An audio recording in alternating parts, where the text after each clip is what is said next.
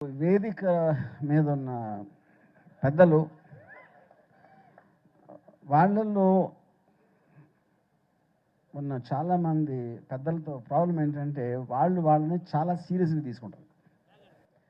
నేను అసలు ఎవరిని సీరియస్గా తీసుకొని ఇంక్లూడింగ్ మీ. నాకు వాళ్ళకి ఒకే ఒక్క తేడా ఏంటంటే వాళ్ళందరూ పోడిన దగ్గర మాట్లాడు, నేనేమో సెంటర్లో మాట్లాడుతున్నా. So that I think is a fundamental difference in outlook in life. ఇకపోతే కమింగ్ టు ద బుక్, ఇప్పుడు ఫస్ట్ టైం నేను బ్లూ బుక్ అని ఎవరు రాశారు నాకు తెలిసిన వాళ్ళు చెప్తే, నాకు బ్లూ ఫిలిం తెలుసు కానీ బ్లూ బుక్ ఏంటన్నా. ఆ తర్వాత నేను రీసాతో మాట్లాడితే తను ఏదో చెప్పాడు, నేను సరిగ్గా వినలా. బట్ లాస్ట్ టైం ఏంటంటే ఫిలాసఫీ కలర్ బ్లూ అని ఏదో నాకు ఒక థియరీ ఇచ్చాడు. బట్ ద పాయింట్ ఈజ్, నాకు అర్థమైపోయిన అవతల మనిషి దాన్ని స్ట్రాంగ్గా నమ్ముతున్నాడు అంటే I respect that, and is eventually about conviction, you know. So దాని తర్వాత బుద్ధుడు అనేది నాకు అసలు absolutely I'm against the philosophy. Dzire is the root cause of sorrow అనేది చాలా ఫెయిల్యూర్ ఫిలాసఫీ. అది నీకు కోరిక ఉంటే అది దొరకనప్పుడు నువ్వు బాధపడతావు. అందుకని నువ్వు బాధపడకుండా ఉండాలంటే అసలు కోరికలు ఉండకూడదు. అంతకన్నా చెత్త ఫిలాసఫీ నా లైఫ్లో ఏం లేదు. Because whole point of life is to Dzire. కానీ ఇప్పుడు రీసా ఉద్దేశంలో దాని ఇంటర్ప్రిటేషన్ ఏంటి అనేది, so I mean that is I will leave it to him. Sir, someone asked me in the morning. Yeah. I said it's a wig. Simple. Okay fine, okay. అదే అప్పుడు ఏంటంటే at least అది చూడటానికి కొంచెం తమాషాగా ఉంది, ఎంటర్టైనింగ్ ఉంది, సరే వదిలేద్దామని వదిలేసాను. So not that I wanted to impose my will on that. Yeah. So coming to, ఇప్పుడు చాలామంది నాతో మాట్లాడారు. ఇందాక వైజయంతి గారు చెప్పారు షీ విషెస్ నేను ఎప్పుడైనా భగవద్గీత చదవాలని. నేను భగవద్గీత చదివాను కాబట్టి దేవుని వదిలేశాను. సో ఆవిడకి తెలియదు అది. See, fundamentally, the only one thing I want to say, ఇప్పుడు రామోయిజం అనేది కాన్సెప్ట్ కాదు. రామోయిజం ఈజ్ అబౌట్ మీ. బట్ మీరు నేను కాదు, వేదిక నందు ఉన్నారు ఎవరు కూడా నేను కాదు, వాళ్ళందరూ. అది ఎందుకు, దానికి కారణం ఏంటంటే మనం పుట్టినప్పుడు we are born with a blank mind. దాని తర్వాత మనలో వచ్చే ప్రతి థాట్ కానీ, ఒక ఫీలింగ్ కానీ, ఒక ఎక్స్పీరియన్స్ నుంచి మీ చదివిన పుస్తకాలు, మీ ఇంట్లో ఉన్న పేరెంట్స్ వాళ్ళు చెప్పినవి అన్నీ, దాంట్లో మీకున్న ఐక్యూ మేరకి, మీకున్న అబ్జార్ప్షన్ పవర్ ఆస్పెక్ట్లోని కొన్ని మీరు తీసుకుంటారు, కొన్ని తీసుకోరు, which creates uniquely different personalities. అప్పుడు ఒకళ్ళని ఫాలో అవ్వటం కన్నా మూర్ఖత్వం ఉండదు. అంటే డిఫరెంట్గా ఇద్దరిని ఎప్పుడు ఫాలో అవ్వకూడదు. ఒకటి మీ పెద్దల్ని ఫాలో అవ్వకూడదు. ఎందుకంటే పెద్దలకి అసలు ఏమీ తెలియదు. ఎందుకు తెలియదు అంటే వాళ్ళు చదువులు మీకన్నా 20 ఏళ్ళ ముందు చదువుకున్నారు, వాళ్ళు అక్కడ వదిలేసారు. అది ఎందుకు వదిలేస్తారంటే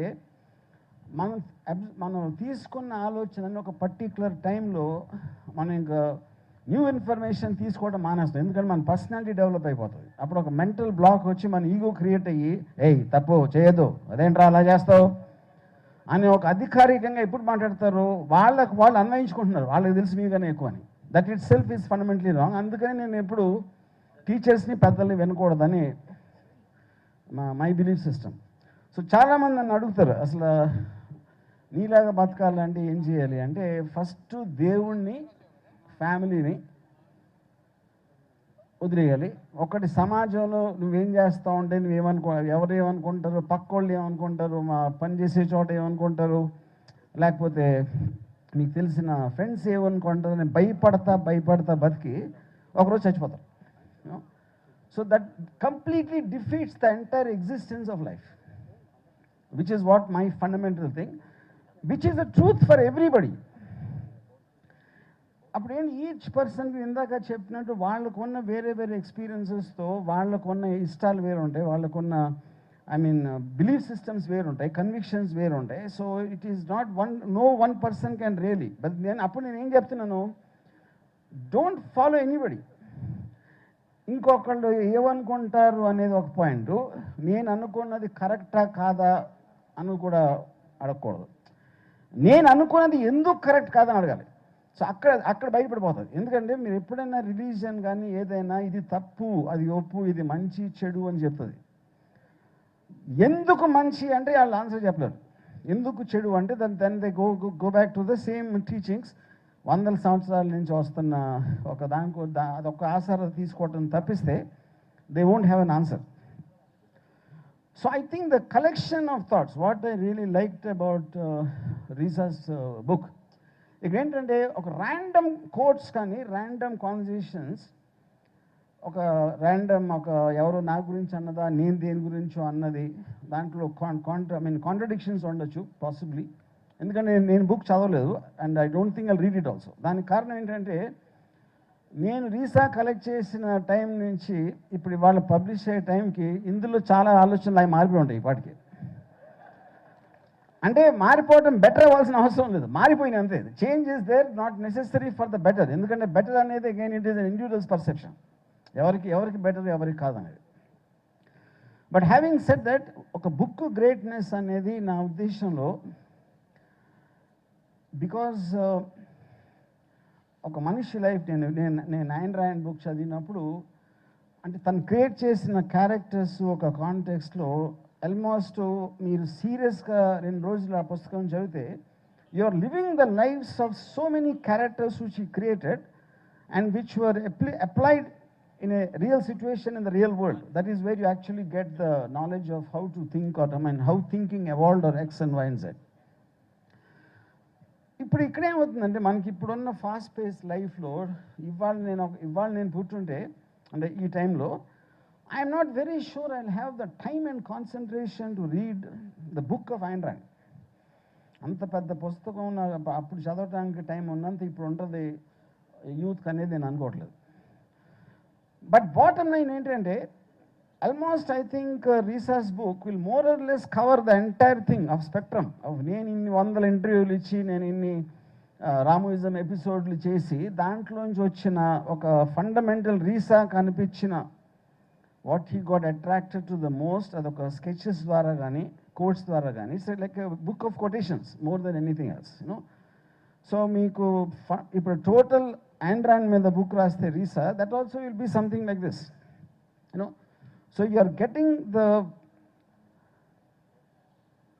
what you call the cream of what it is, or the basic essence of it. You are getting it in quotes. I think that is what the beauty of the book is, and which especially because such a new experiment, just to have quotes and sketches.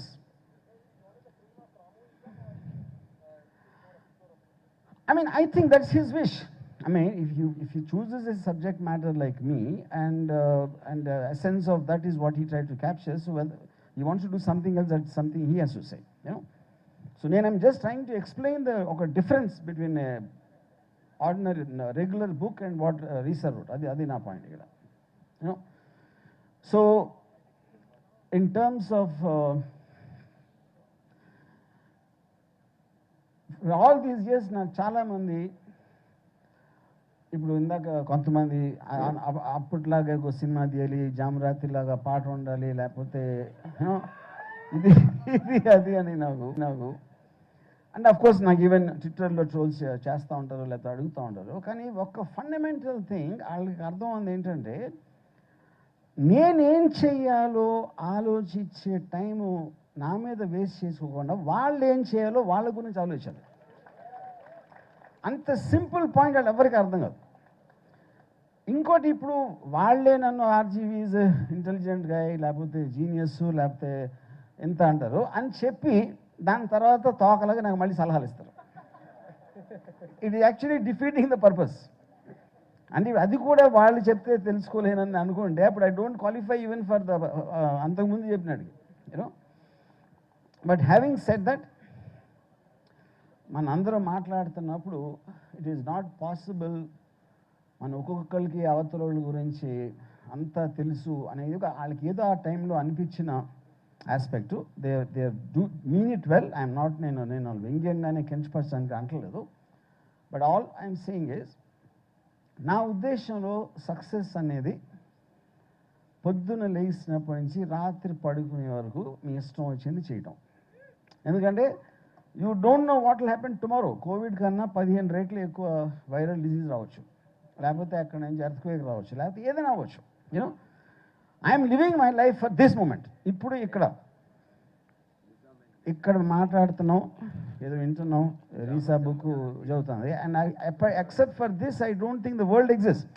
World మన వ్యూలో లేదు, world వ్యూలో కూడా మనం లేవు, which is actually the truth of life.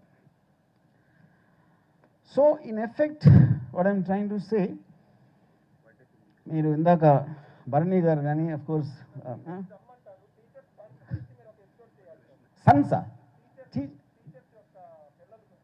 Teachers పిల్లలు ఎందుకు నాకు అర్థం కాదు.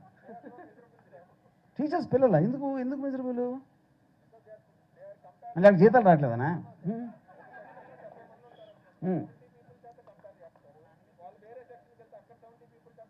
అచ్చా, మీ స్టూడెంట్స్ అంటున్నారు.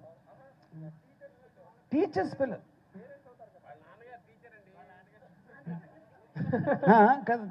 బట్ నా కాంటాక్ట్స్ అర్థం కాదు, మళ్ళీ ఒకసారి చెప్పండి.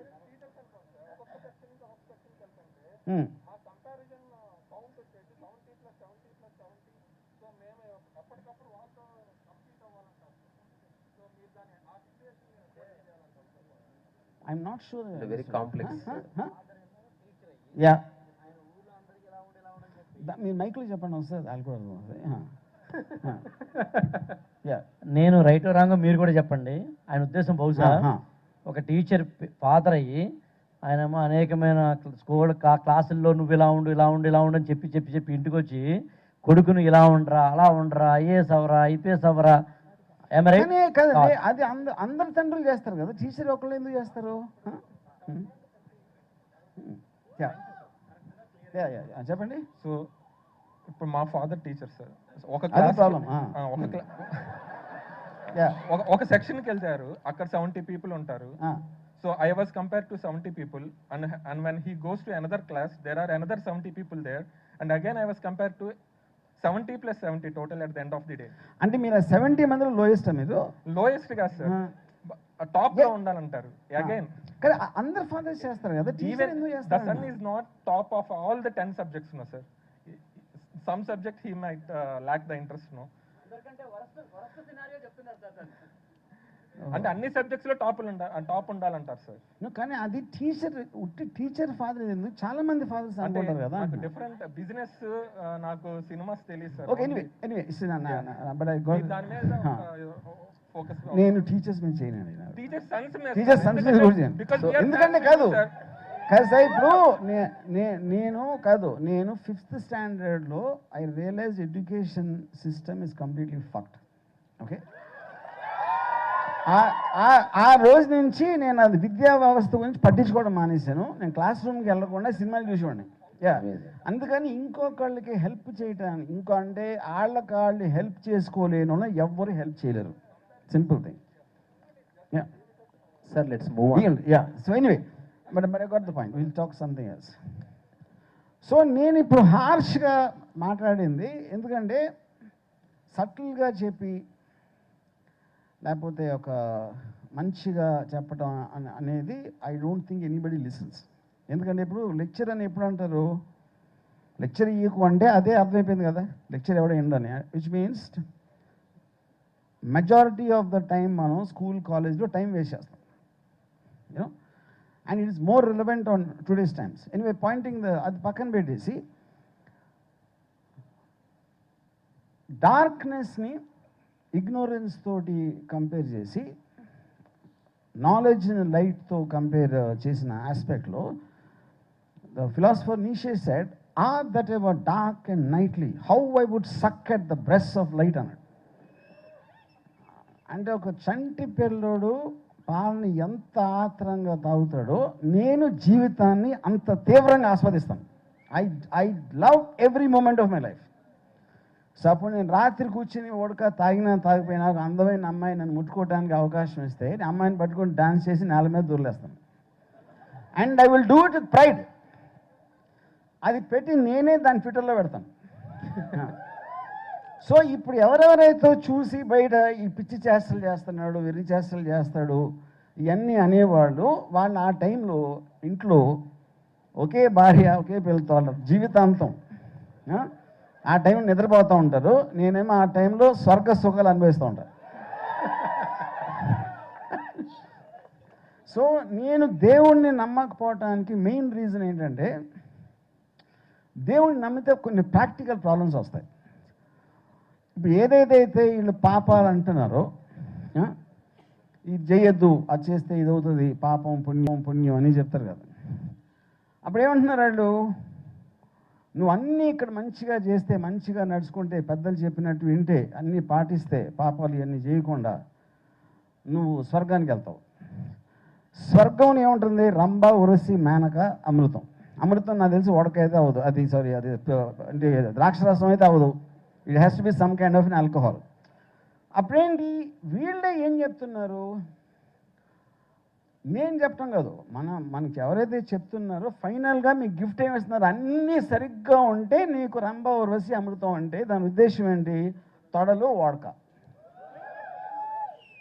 సో తొడలు వాడకని ఆ పైన చూసి లోపల సారం దాన్ని ఇగ్నోర్ చేయొద్దు అని ఎవరైతే వేదిక మీద చెప్పారో, నేను దాన్ని ఖండించి లైఫ్లో ముఖ్యం రెండు ఒక్కటే అని మళ్ళీ ఇంకొకసారి గంటబాదంగా చెప్తున్నాను.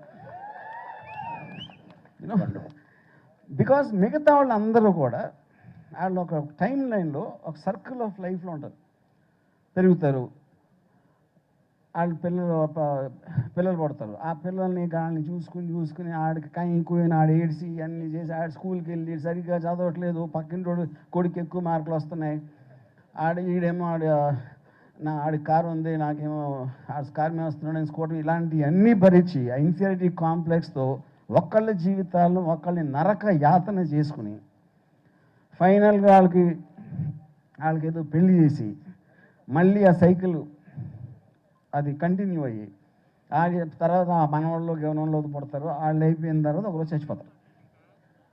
సో ఈ కైండ్ ఆఫ్ ఒక సర్కిల్ ఆఫ్ లైఫ్లోకి ఎంట్రాప్మెంట్ అయిపోయి, బికాజ్ నీషే సెడ్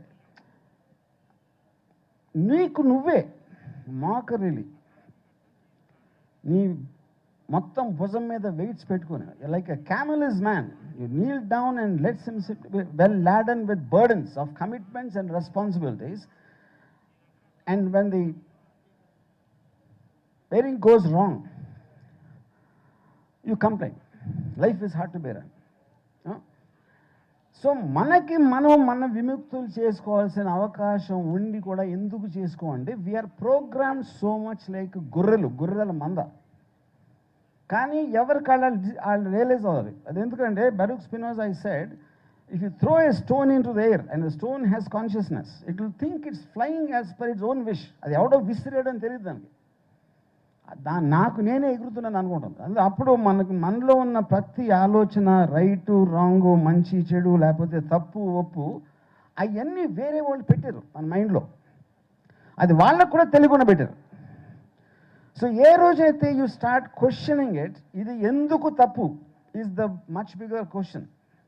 ఇది తప్ప ఒప్ప కాదు, ఎందుకు తప్పు అనేది మేజర్ క్వశ్చన్. ఏదేదైతే మనల్ని చేయొద్దు అంటున్నారో అది ఎందుకు చేయొద్దు అనే దానికి వాళ్ళు అర్థమయ్యేలా చెప్పలేకపోతే చెప్పకపోతే వాళ్ళకి గౌరవం ఇవ్వాల్సిన అవసరం లేదు. ఎందుకంటే వాళ్ళు గొర్రెలయ్యారు కాబట్టి మనం గొర్రెలు అవ్వాల్సిన అవసరం లేదు. This was my fundamentals of my thought process. Okay, ఒక పర్టిక్యులర్ టైంలో I was very influenced by maybe communism. నేను కార్ల్ మార్క్స్ దాస్ క్యాపిటల్ చదివిన తర్వాత, దాని తర్వాత when I read Ayn Rand's Objectivism, I realized the complete opposite view. And then I realized there is no such thing as absolute truth. మీకు అర్థమైన ఆ రోజు అర్థమైనంత వరకు అది truth, that is not absolute. ఎందుకంటే మీకు దానికన్నా తక్కువ తెలుసు కాబట్టి, దానికన్నా ఎక్కువ తెలియదు కాబట్టి. సో అప్పుడు if you have your mind as a free flow, continuously information తీసుకుని ఎప్పుడో ఒక రిలీజియన్కి, ఒక ఎల్డర్స్కి, లేకపోతే దానికి పట్టుబడకుండా ఉండనప్పుడు you can have lot of vodka and plenty of sex. Thank you. Varma గారు చెప్పండి. క్వశ్చన్స్ అవన్నీ ఎందుకు సార్? ఇంత చెప్పింది కదా రామోయిజం కాదండి, రామోయిజం వద్దు, నీయిజం చూసుకోవే సుబ్బారావు.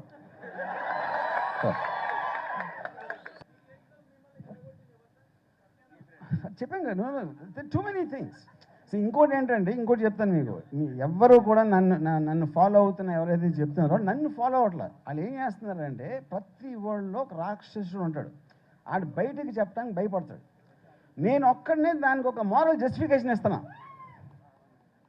నువ్వు అనుకునేదే కరెక్టు అని చెప్తున్నా, అందుకని నేను కొత్తగా చెప్పట్లేదు. అప్పుడు అది భలే చెప్పాడు అంటే ఏం చెప్పి ఆడు ఆల్రెడీ అనుకుంటున్నాడు, అందుకని చెప్పి నేను నా కొత్త విషయం వాళ్ళు ఏమి వింటలా. యా, ఏది రామిజం? యా, ఏదేది అది వ్యూ పాయింట్స్, అదే చెప్తున్నాను కదా ఇందాక నేను ఎక్స్ప్లెయిన్ చేసిందండి. It is not possible for any person to feel the same way about any one else. It's not possible. Yeah, అది ఇప్పుడు మీకు చిన్న ఎగ్జాంపుల్ ఇస్తాను. See, the world is will and ఐడియాలో philosopher Schopenhauer said, you are seeing me with your sense of your sight. నా మాటలు వినేది sense of your hearing. మీరు అక్కడ దాన్ని పట్టుకుంటే sense of touch. All these senses are nothing but functions of your mind, and the mind is nothing but a thought which is an idea. So అప్పుడు ఇప్పుడు suppose ఇక్కడ ఎంతమంది కూర్చున్నారు కదా, వేళ్లలో ఒకడికి నా మాటలు బోరు కొట్టి నిద్రపోయాను ఉండేవి. అప్పుడు వాడి సెన్సెస్లోంచి మనం వెళ్ళిపోయాం. నేను వెళ్ళిపోయాను, మీరు వెళ్ళిపోయారు, అందరూ వెళ్ళిపోయారు. So the whole world ceases to exist for him. అది మళ్ళీ లేచినప్పుడు మళ్ళీ వస్తుంది. So which basically means we are living in our own world. So everyone has to create their own world. అంతేగాని ఆడి వరల్డ్ అలా ఉందేంటి, నా వరల్డ్ నేను అర్థం చేసుకోపోతున్నాం ఏంటి అనే ఒక కాన్ఫ్లిక్ట్లోకి మనకు లైఫ్ ట్రాప్ చేస్తుంది. ఆ ట్రాప్లోంచి బయటికి రావాలంటే have vodka and concentrate on beautiful when. Varma గారు